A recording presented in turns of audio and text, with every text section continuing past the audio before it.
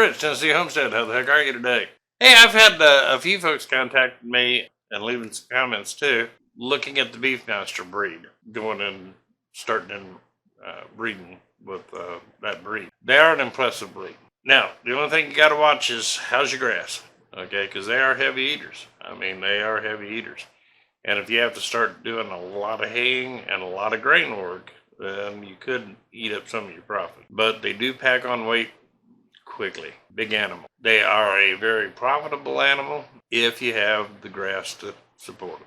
Now, I have run into some guys that I've talked with that are like down in South and West Texas areas, things of this nature, depending on their place. They've done well with them. One fellow was telling me that he had a bit of a problem with his grass. They were hitting him too hard. So he had started a breeding program where he was mixing them in with Angus, crossbreeding with Angus.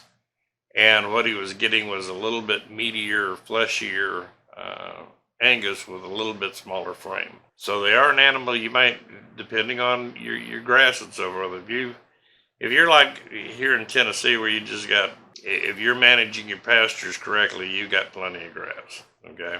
Beefmaster's a real good breed. Now, am I still a Brangus fan? Yeah, I love that breed. I really do. But here again, they're a little like Beefmaster, not quite as full-bodied as the Beefmaster. But they're a beefier than an Angus. And that's from interbreeding with the Brangus, or with the Brahman. So, they're kind of like 6 of one, half dozen of another. Weights will come in about the same, and they are heavy eaters. So keep that in mind. I wanted to throw that out there. If you're talking about in areas where you got light grass or you have problems maintaining solid pastures throughout most of the year, think about that one a bit. Okay. I would try a few head and monitor them and see how they go. But like I said, if it gets where it looks like they're hitting you a little bit too hard, interbreed with the Angus, you should be able to get a little smaller framed animal on the pasture. It won't beat up the pastures quite as bad. Or it may not be the breed for you. Okay. You might want to go back and just run like a straight Angus or something like that. It all depends on your land. I have said this all the way through this channel. You're going to find videos in there where I can tell you, I can't tell you what's going to work on your land. I can only tell you what I've ran into and what information I've gotten from other people in different parts of the country. Like I said, I've got 2 different versions out of West Texas. One fella has a river and plenty of irrigation, and his pastures are about as lush as they can get, and the other fella not so much. One can deal with the Beefmaster straight out of the box, you might say. The other fella needed to cut down their frame size a little bit because they were eating him out of house and home, and he's having to feed him silage and grain and things of this nature to give his pastures a chance to come back to life, which cuts into his profit. So it depends on what you got there, folks. Okay, pasture management's important.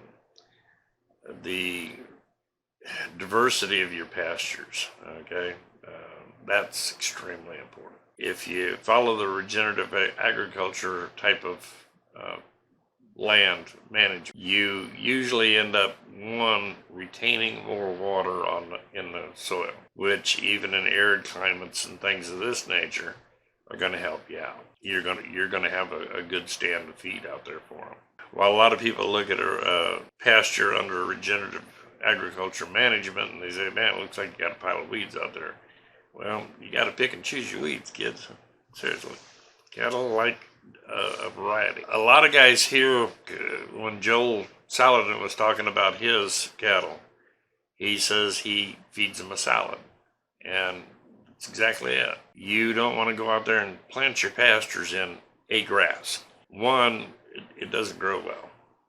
Okay? It needs that biodiversity out there in your pastures. You want to have a good mix. You want to have your clovers, your legumes. You want all these things growing out there.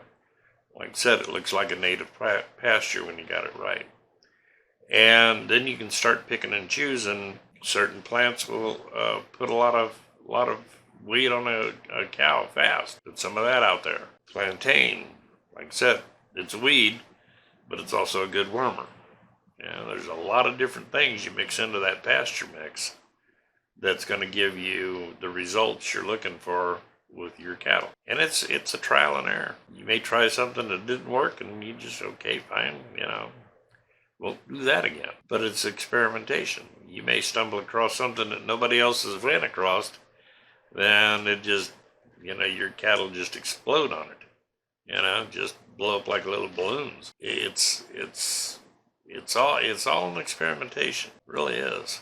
And you also like changing the mix up. Give them diversity even between the paddocks and different pastures. Cattle love diversity.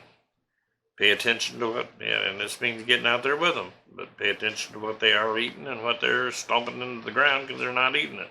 No point in using that ground space for something they're not going to eat. With the Beefmasters, very good animal.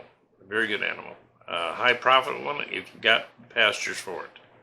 Okay? If you don't have the grass for them, if you don't have good pastures for them, they're probably going to start eating you out of house and home. Okay? Because they are heavy eaters. Try looking at your pastures. That should be the first thing you look at before you're putting beef on the ground. I know a lot of people already have beef on the ground and have already got grass on the ground. Start looking at it from a different viewpoint. You want a salad, you don't want just grass. You want to plant things that are going to improve your microbiology in your soil, that is going to keep that soil broke up and loose to where it is infiltrating water and retaining water. You can actually turn land from a desert into lush green pastures that are doing just fine on the water they're taking out. Can be done. It's important to do it that way. Soil health is everything. Good soil health, good mix of your pastures, good biodiversity out there, and you'll be successful raising cattle. Make some money. And those Beefmasters, like I said, they're heavy eaters. You gotta have a big salad for them. Man, let me tell you something. Those girls will hand it to you. And good birthers, good solid breed. Next step down would be into your Brangus, or a little smaller framed, but pretty much have all the same traits. They're a good heavy animal. They weigh out good at finishing. Good breeders.